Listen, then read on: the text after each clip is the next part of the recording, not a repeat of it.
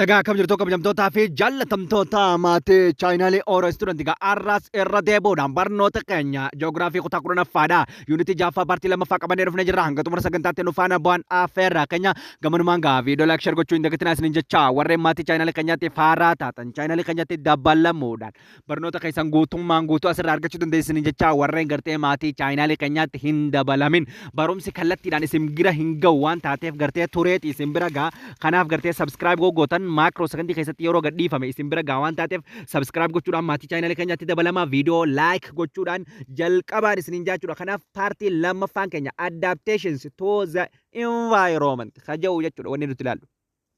Kanaaf gartee adaptations to the environment kan jedhu akkamitti namni gartee naannoo isaatti madaqa akkamitti namni naannoo isaatti madaqa kan jechuudha. The people say adapted to the environment when the changes occurs to the existing environment or when they move to a new environment. Ummanni gartee ilmi namaa naannootti madaqa adapt ta'a to the environment naannoo isaatti when the changes occurs yogguu jijjiiramni argame yogguu jijjiiramni tokko mul'ate namni naannoo isaatti madaqa to the existing environment naannoo jiru keessatti yogguuniif jijjiiramni mul'ate yookaan yoon hogguuniif eeriyaa haarii yookaan naannoo haarii takka dhaqee haala naannoo saniitii wajjin wal fudhachuudhaaf naannoo sanitti madaqa. Adaptation is refers to adjustment in new environment so as improving the class the change of the survival that is improvement ja kan environment ja kana jechuun adaptation jechuun adeemsa yookaan refers to adjustment sirreeffama nu argisiisuudha naannoo keessatti ilmi namaa jireenya fooyya'aa ta'e argachuudhaaf improve fooyyeessuudhaaf gartee changes jijjiiruudhaaf survival environment keessatti jireenya isaa jijjiiruudhaaf haalli namni naannoo isaatti ittiin madaqu san maal jennaan jechuudha adaptation jennaani jechuudha. Kanaaf the main purpose of the adaptation faayidaa yookaan bu'a qabeessi adaptationiidha guddaan fulfilling needs to survive wantoota jireenya isaatiif guutummaan guututti isaaf barbaachisan ilmi namaa argachuudhaaf jecha naannoo isaatti madaqaa jechuudha. Adaptation is recourse to the adjustment in the natural or human systems in response to actual or expected is simulated or the effects of examples increasing temperatures and folding and kana jechuudha. Kana jechuun bar adaptation jechuudha adjustment yookaan sirreeffama jechuudha in the natural yookaan uumamaatiin yookaan human systems ilmi namaa response du haala uumamaatiif ilmi namaa gaafii deebisuudhaaf jecha yookaan deebii kennuuf jecha is the examples wantoota akkana kana kan expected simulated or the effect of for example increasing temperature irraaf kan ka'e akkasumatti temperature guddachuudhaa fi flooding galaanaa fi akkasumatti gartee wantoonni akkanaa kan hogguu isaan mudatan temperature hogguu mudate hogguu qorrinni mul'ate hogguu hoo'inni mul'ate haala san dandamachuudhaaf sirreeffama yookaan wantoota fudhachuudhaaf ilmi namaa isarra jiru fudhatu qabu saniitiitu adaptation jennaan. Adaptation is makes to the people gets preparing the following action yookaan madaquu naannootti ilmi namaa naannootti madaquudhaaf wantoota armaan gadii kan jiran kana ilmi namaa fudhachuu qabaa jechuudha. Wantoota armaan gaditti jiran kana ilmi namaa fudhachuu qabaa jechuudha. Kanaaf gartee reducing the vulnerability yookaan saaxilamummaa yookaan qilleensi akka hin faalamne xiqqeessuu qaba. Climate yookaan gartee change jijjiirama naannoo keessatti jijjiirama qilleensaa xiqqeessuu qaba. Identifying the most vulnerable people yookaan namoota saaxilamoo ta'an gartee adda baasuu qaba. Building adaptation capacity yookaan gartee hamma dandeettii wantoota ijaarsaaf barbaachisan kan adapt naannoo godhan dhaabuudha qaba. Jaaruudha qaba yookaan gartee adapt wantoota naannoo to'atan jechuudha. Reducing stressors and the sensitive impact yookaan gartee saaxilamummaa fi yookaan miira naannoo miidhan keessaa yookaan gartee bahuu qaba. Akkanumatti ensuring sustainable development yookaan guddina itti fufinsa qabu cimsuudha qaba. Kanaaf gartee naannootti madaquudhaaf namoonni gartee waan kana fudhachuun dirqama isaaniiti jechuudha. Adaptations of the human systems is a process which is requirement the engagement of the range of the stockholder jechuudha. Adaptation yookaan gartee adaptations of human system haalli namni sistema isaati yookaan naannootti madaqu tokko process yookaan gartee ilmi namaa required jajjabeessuudhaaf barbaadu jechuudha. Range yookaan stockholder wantoota gartee gumaacha godhan jechuudha achi keessatti jechuudha. Stockholderiin yogguu jennu jechuudha governmentiidhaan ta'uu danda'a nan governmentiidhaan ta'uu danda'a jechuudha stockholderoonni jechuudha. Kanaaf gartee stockholder seektaroonni mootummaa yookaan gartee orgaanaayizeeshinii qabaachuu danda'a yookaan gartee nan orgaanaayizeeshinii ta'uu danda'a jechuudha. Nan orgaanaayizeeshinii ta'uu danda'a or nan orgaanaayizeeshin gavarnimantiidhaan ta'uu danda'a or nan orgaanaayizeeshinaal gavarnimantiidhaan ta'u yookaan mootummaan alatti ta'uu danda'a jechuudha. It is also recourse barbaachisaadha. It is analyze current exposure saaxilamummaa yookaan gartee shuukii yookaan gartee istiriisii dhiphinaa fi yookaan rakkoowwan jiran jechuudha bar. As well as analyzing the future impact of the environmental change yookaan gartee haala fuuldura jireenyaa keessattis yookaan gartee fuuldurattis rakkoowwan jijjiirama naannoo yookaan cheenjii irratti fidan addaan baafachuun shuukiidhaaf istireesii yookaan gartee rakkoowwan hamoodhaa fi dhiphinoota adda addaa kan gartee saaxilamummaa naannootiif gartee gumaacha godhan adda baafachuun barbaachisaadha. Climate change jechuudha. Jijjiirama qilleensaa, deforestation mukkeen ciruufaa, akkasumatti desertification gammoojjummaa faa isaan kana gartee xiyyeeffannoo keessa galchuun barbaachisaadha. Therefore it is deemed is understanding of existing vulnerable individuals, household and the communities ja kan isaan kana maal godhuu barbaachisa jechuudha. Therefore it is deemed baay'ee gartee fedhiin yookaan understanding hubachuudha yookaan existing vulnerable qilleensa saaxilamaa yookaan gartee haala badaa ta'e jechuudha. Individual ta'e nama dhuunfaa ta'e household yookaan gartee maatii takka taate yookaan gartee community hawaasninnis isa kana adda baafachuudhaan deforestationin akka hin jiraanne, desertificationin gammoojjummaa fi jijjiiramni qilleensaa akka hin dhufneef xiyyeeffannoo keessa galchuun baay'ee barbaachisaadha jechuudha. Moreover the adaptation process is requires malli yookaan adaptationii kun baay'ee barbaachisaadha. Akkasumatti gartee the most the crucial issues identifying the addresses wantoota gartee ulaagaawwan barbaachisoo ta'an hunda adda nuu baasa waan taateef baay'ee barbaachisaadha. Next to the analyzing impact of adaptation strategies should be decided to the implemented. Kanatti aansuudhaan gartee xiinxalli yookaan gartee adaptation yookaan bu'aan gartee impactiin dhiibbaan yookaan adaptation strategiin fiduu danda'u hojiirra ooluu qaba jechuudha. Adaptationiin yookaan dhiibbaan inni fidu karaa haalli gartee naannootti madaquudhaaf fooyya'insa yookaan gartee ilmi namaa gochuu qabu hojiirra ooluu qabu. Then it is followed monitoring hoogganamuu qaban. Akkasumatti gartee evolutions isaan sun maal jechuudha hojiirra ooluu qaban. Of the effect gartee effectiveness of the activity planning yookaan gartee effectiveness sirriitti yookaan haala gaariidhaan pilaaniidhaan karooraan hojiirra ooluu qaban. Finally the sharing knowledge beekumsa dabarsuudha qabna jechuudha. Akkasumatti gartee lessons later after gartee barumsa kannuu qabna. Later as the last part of the adaptation process yookaan egaa adaptation process finne akkaataa naannoo itti kunuunsinuu fi akkaataa gartee wantoota kun finally sharing knowledge beekumsa dabarsuudhaan lammiiwwan barsiisuudhaaf beekumsa namaaf kennuun baay'ee barbaachisaadha. Akkasumatti gartee well planning adaptation kan jennu jira strategy result yookaan gartee in adaptation response haala gartee deebisuudhaatiif jechuudha adaptationiidhaaf jechuudha kan fudhatu ilmi namaa jechuudha. Planning adaptation that is implementation kan hojiirra ooludha. In action haala gartee response to impact yookaan environment jijjiirama naannoorra dhufuuf deebisuudhaaf jechuudha. That is already took place in the way of the future impact haala gartee duraan turee fi haala gartee fuula dura dhufurrattis gartee planning adaptationii furannee jechuudha. Haala gartee naannoon teenya akka hin jijjiiramneef gumaacha godhuu qabnaa jechuudha. Response gochuudha qabnaa jechuudha. Response godhuu qabnaa jechuudha. Itti gaafatamummaa qabaachuu qabnaa jechuudha. Adaptation is response to can be grouped into the following borders categories. Adaptation kun haala armaan gadii kanaanii categorize ta'ee qoqqoodama. Gartee technological solutioniidhaan formaata gartee haalawwan gartee yookaan bu'aawwan teknooloojiitiin adaptationii hojiirra oolchuu dandeenya yookaan green measurement jennaan isa kanaan bu'aawwan teknooloojii kanaan akkasumatti gartee grey measures kan jennu ni jira. Ecosystems based on the adaptation optionii yookaan gartee to'annoo yookaan adapt godhuu optioniiwwan jiran gartee ecosystemii sirnii kooda akka hin banneef kan jennu jira. Inni kunis gartee green measurement jennaan kan ammoo green measurement jennaan akkasumatti behaviors yookaan amalawwan akkasumatti managerial yookaan bulfamuu fi akkasumatti policy approach yookaan gartee malawwan ittiin itti ibsinu qabaachuu qabnaa jechuudha. Malawwan kunis maal jennaan jechuudha soft measurement jennaanii jechuudha. Isaan kanaan ammoo akkana jennaanii jechuudha. Kanaan grey measurement jennaan technological solutioniidhaan akkasumatti kanaan ammoo green measurement kan jennuun measurement gurraachaa fi soft measurement kan jennuun jechuudha. Magariisa grey kan jechuun measurement grey jennuun akka maqaatti kun akka grey measurement isaan kun naawunitti isaan kanaaf bakka bu'anii jechuudha. Kanaaf green and soft kan jennuun kun aims kaayyoo yookaan gartee decreasing yookaan gartee xiqqeessuutiin sensitive yookaan gartee miirammaa jechuudha. Yookaan increasing adda adaptation kan guddisuudha jechuudha capacity yookaan adjustment sirreeffama yookaan jijjiiramuu changes or using to the opportunity carraan jijjiiramuu yookaan gartee creations of the new mechanism uumamuudha jechuudha ilma namaatiif humans and the natural systems and the building relies kanaafuu ilmi namaa gartee jijjiiramuu qaba yookaan opportunity carraa fayyadamuu qaba naannoo isaa keessatti gartee mechanism qabaatee yookaan gartee itti fufinsaa fi adaptation haala naannoo ittiin to'atu qabaachuu qabaa jechuudha building ijaaruu qaba yookaan gartee human natural resource haa ta'u akkasumatti green fi softness kaayyoon isaanii kanumaa jechuudha haaluma gartee adaptation ittiin fooyyessinudha jechuudha isaan hundinuu there are also high teaching and innovation and maal jechuudha high teaching barsiifamni guddaan jiraachuu qaba kalaqni teknooloojiidhaa jiraachuu qaba solutions which is often needs to the large amount of the finding recorded to the mere researching qorannoon adda addaa gaggeeffamuu qabdi haala gartee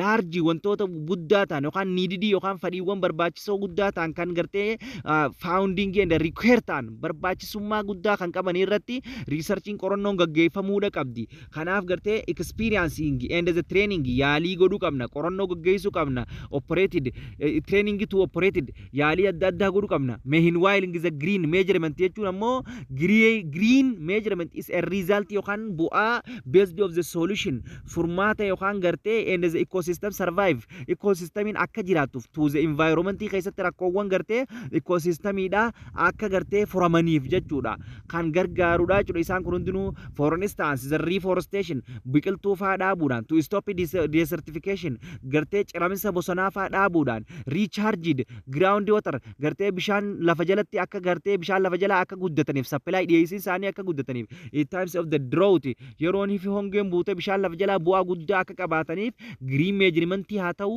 akkasumatti grey measurement haa ta'u soft measurement haa ta'u haala adaptation ittiin fooyyessinu kan nu agarsiisan malaawwan armaan olii kanaa jechuudha the type of the adaptation yookaan gartee gruppiiwwan yookaan gartee kutaawwan yookaan qoqqoodaminsa adaptationiitu jira jechuudha kanatti aansuudhaan adaptation environmental change type isaatii fi jijjiirama naannoodha jechuudha jijjiirama naannoo irra qaban autonomous adaptation kan jennuun jechuudha the independent adaptation kan jennuun jechuudha it is not depend anything is of way wanta tokko irratti illee kan osoo hin hirkanne naannoon adaptive godhu jechuudha autonomous giza jenne jechuudha it is adaptation that is does not constitute is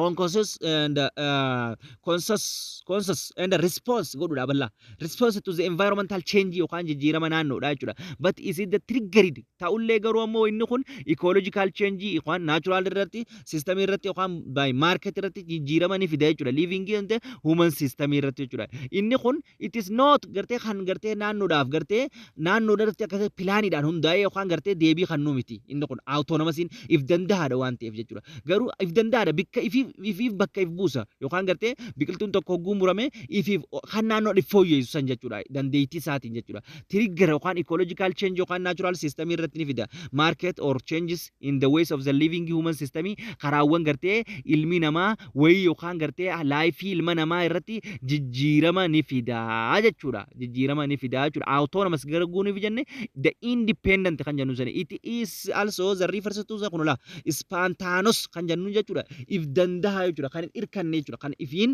ozooniif namni itti yaamee naannoo adapting goone kan ifiiniif godhu jechuudha kanaaf the planned adaptation kan jennuun ammoo karoorfame kun plan karoorfamedha it is the adaptation that is the result of the liberation of the policy baafachuudhaan decision murtee kanuudhaan based on the awareness beekumsa kanuudhaan beekumsa that is the conditions of the changing jijjiirama naannoo irratti jijjiirama jiru irratti haala jijjiirama irratti beekumsa kanuudhaan or about the changing that is the actions of the requires returning to maintain godhu qabna jechuudha yookaan deebisuudhaaf yookaan maintain eeguudhaaf achievement desire yookaan gartee wantoota isteetota jiran naannoo irratti pilaanii baasuudhaan karooraan bulchuudhaan haala ittiin fooyyessinu sanii jechuudha is a decision making jennaani jechuudha kanaan planned adaptationiin kan karoorfamedha jechuudha decision policy yookaan kan murtoodhaan kennamuudha jechuudha kanaaf there are the some of the environment conditions is which is humans cannot modify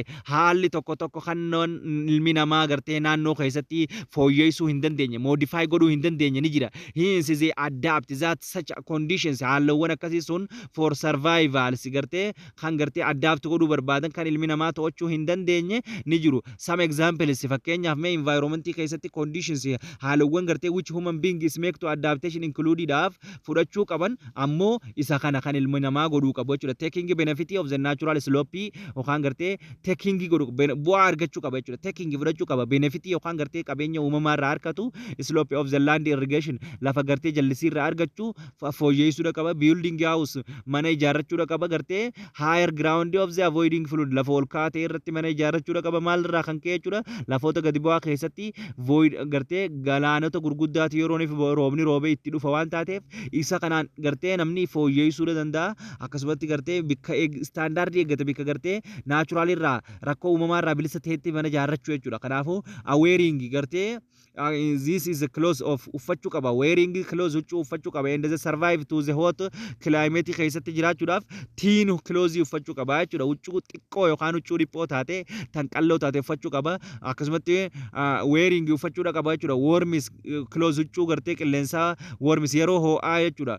Clothes isaa gartee several on the clothes gartee yeroo huccuu gartee qilleensa irraa isa dhorkitu gartee koldiidhaa guqarraa uffachuudha qaba.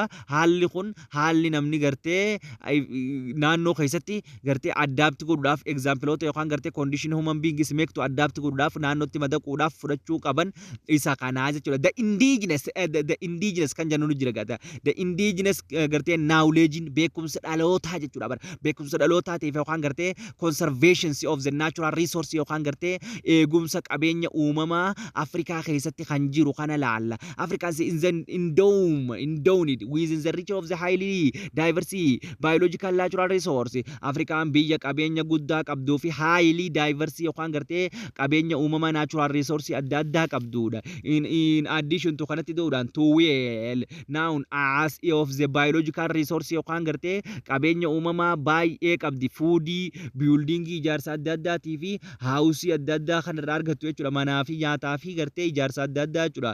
The African people is highly depend qabeenya Afrikaa uummanni Afrikaadhaa akka gaariitti wanni inni irratti hirkatu biological resource gartee qabeenya uumamaa kana gartee nyaataaf dhugaatiif waa hunda bira dabree meedikaalii akka fayyaatti faayidaa akka gartee qorichaatti itti fayyadama. Those heavy reliance is plant is medicine akka fayyaatti Afrikaa keessatti akka gartee mediciniitti in the African attribute to the local iddoo keessaafuu lookaalii keessatti gandaawwan xixiqqoo keessatti availability the principles acceptance by the local community ummata hawaasa biyyattii biratti fudhatama qaba waan taateef qorichi aadaadhaa Afrikaa keessatti gartee gumaacha qorichi aadaadhaa baay'ee barbaachisummaa guddaa qaba jechuudha.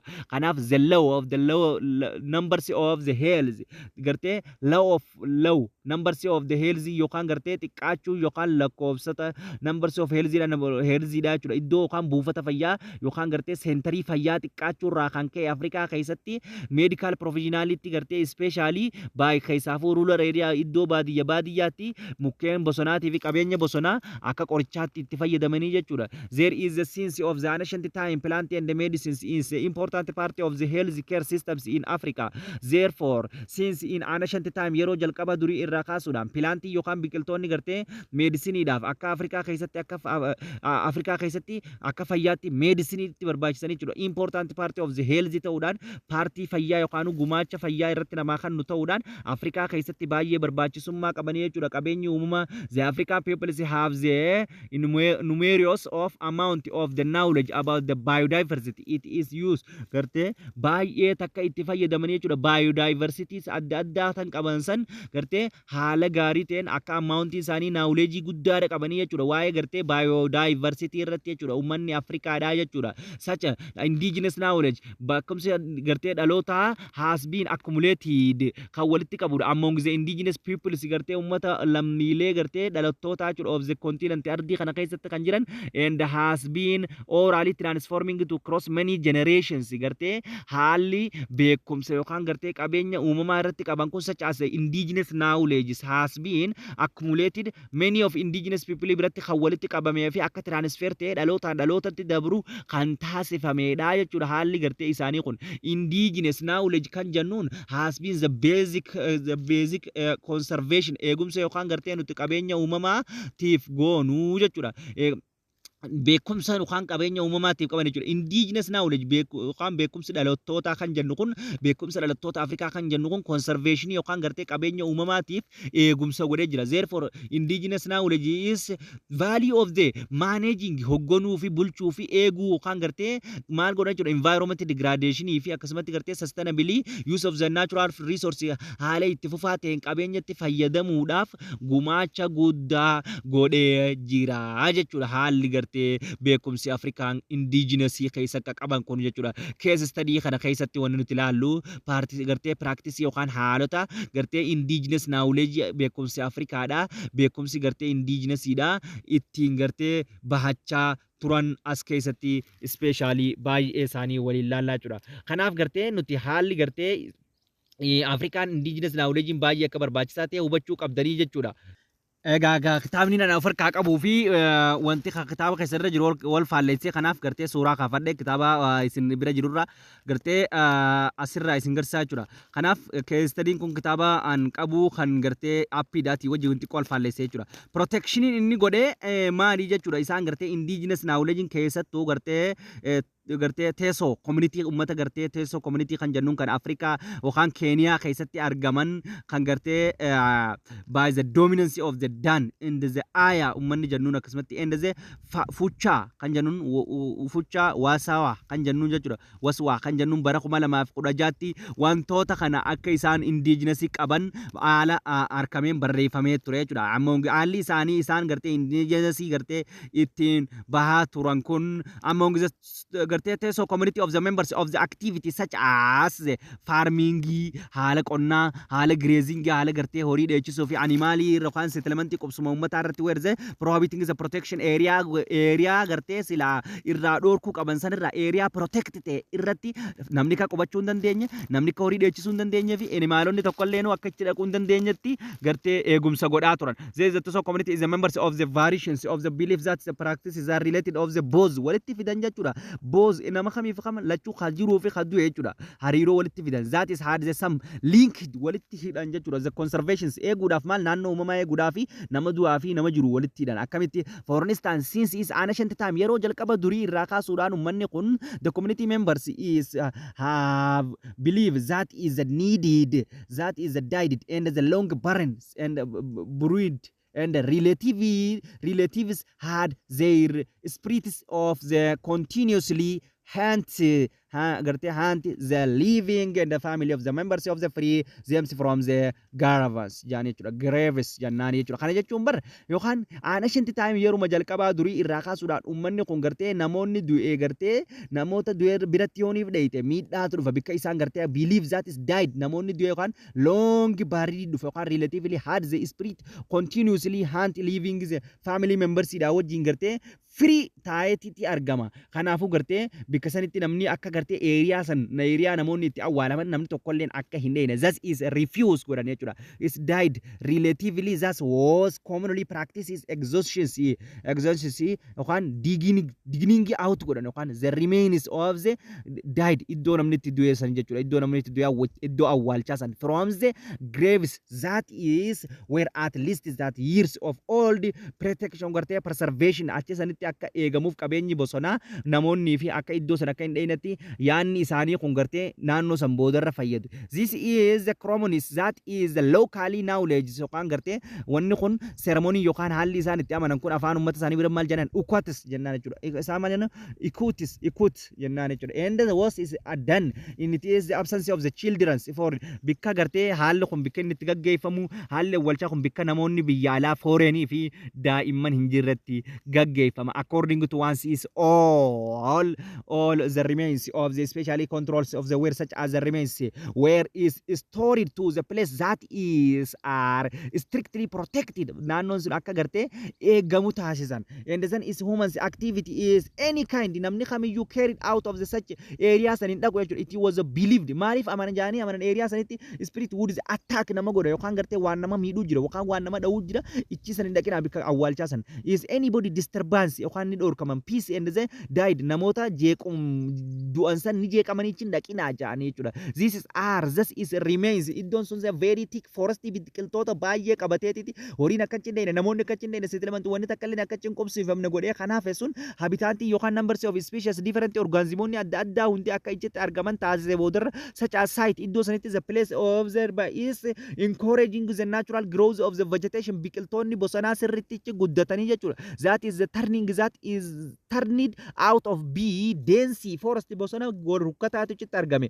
That is formed of important yookaan wanti kun boodarra gara barbaachisummaa variation garaagarummaa filooraa fi fuunaa yookaan biqiltootaa fi bineensota bosonaa taateetiiti iddoon isaan irraa nama eegan sun haftee jechuudha. Besides the Teso community is the members is greatly recognize the importance of the rivers gartee akkasumatti barbaachisummaa laggeenii maarshis yookaan lafa jiidhaa fi swamp lafa caffaawadha importanti barbaachisummaa isaanii uummanni gartee teessoodhaa kun ni beekanii jechuudha. Laying place of the ancestry and the goods akka rabbiin isiisan uumees ni beekanii biodiversity ichi keessa jirtu variation species plant ichi keessa jirtu biqiltoota lafa caffaa fi bishaanota yookaan galaanota keessa jiran animaalii ichi keessa jiran ni beekan. That is the conservation kanaafuu lafa tana watarii kana yookaan gartee ni eegan bishaanis uummanni kun maal godhanii ni eegan of the streams, waters, and the ponds and the wells, as well as the assassinations of the vegetations, as the protective of the rule. Akka bulfamtee nagayaan teessu godhanii jechuudha iddoo san protection kananii fi eegumsa godhanii fi iddoo bishaan garbaniiwwanii fi lafa caffaa taate. That is ensuring the sustainability haala itti fufaa ta'een akka jiraattuuf. Ganaaf against reptiles, reptileonni adda addaa bineensonni yookaan gartee akkasumatti snake jawween forgot hantuuta yookaan biqiltoota hantuutonni adda addaa akkasumatti and toads bineensi jennuun that is habitanti ni jiraatan in ponds san keessatti yookaan riverii keessatti yookaan well as well protect ni eegamanii from any harms due to the belief that is help to the maintaining sustenance akka jiraataniif uummanni kun gartee gumaacha kan godhanidha jechuudha. Those important so water pointidha jechuudha. Also the community is a members of the highly recognized and the gartee appearance appreciate the importance kanaafuu gartee jarri kun highly wanni isaan godhan kun kan nama dinqisiisuu fi appreciate kan nama godhuu fi importance barbaachisummaa guddaa kan qabuu fi gartee barbaachisummaan isaanii gartee gara fuula duraatti illee riiveroonni adda addaa karshaalii akka ta'an soorsiin yookaan maddoonni bishaanii gurguddoon akka eegaman liivistookiin akkasumatti human beings as well as the source of the fish kanaafuu qurxummiiwwan ichi keessa jiran hundi bishaan san keessatti akka eegaman therefore akka godhanii turanii jechuudha. Kanaaf in order to the conserve those is resources eegumsi gartee qabeenya kana strongly maal fide jechuudha. That's the result believe what the protection eegumsa guddaa fi saayitii yookaan iddoo gartee generation irraa generationitti gartee qabeenyi guddaan itti kuufamee ittiin argamu ta'uudhaan haala kanaan gartee aayidiyaan isaanii kan indigenous knowledge beekumsa isaanii kan uumamaatti fayyadamaa turan akkana fakkaataa jechuudha. Akkana fakkaataa jechuudha. Kanaaf gaa kanatti aansee kan jiru immoo gartee unity haaraadha.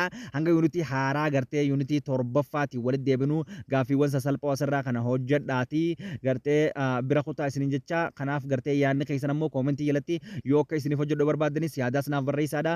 Gaaffii biraallee yoo kan isiniif hojjedhu barbaaddan naaf barreessaadha. Kanaaf gartee yaadni keessan na fayyada waan taateef kan itti aanu keessatti the geographical issues and the public concern in the Africa kan jechuudha. Issues of the problems of that is related to the today the current of the problems of the world kan jannu jechuudha. Kana kun rakkoo addunyaa guddaa kan ta'ee jiru. Kana hanga waliin laallutti nagaan naaf turaa isiniin jaalladha. I love you barattoota kiyya wallahi hedduu takka nagaan galatoomaan isiniin jaana jajjabeessaa bira dhaabbadha. Subscribe like share waliif godhaadha. Yaada keessan yaada laawwanii nan barbaadu. Yaada koomentii jalatti naaf barreessan isiniin jaa. Thank you galatoomaa.